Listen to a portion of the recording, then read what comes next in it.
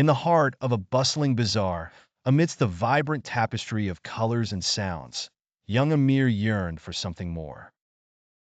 He was drawn to the graceful strokes of the calligrapher, a wizened old man named Hakim.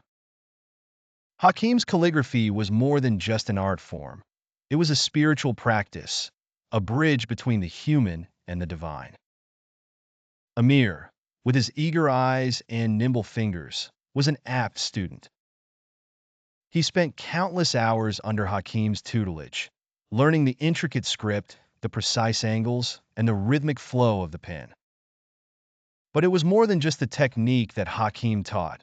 It was the essence of calligraphy, the harmony between the mind, the heart, and the hand. As Amir's skill grew, so did his understanding of the deeper meaning of calligraphy. It was a way to connect with the divine, to express one's thoughts and emotions in a beautiful and meaningful way.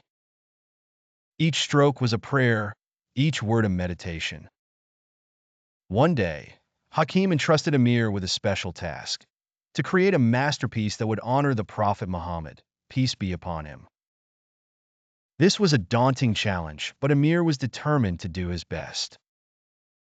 He poured his heart and soul into the project, and the result was a breathtaking piece of calligraphy that captured the essence of the Prophet's teachings. As Amir grew older, he became a renowned calligrapher, carrying on Hakim's legacy.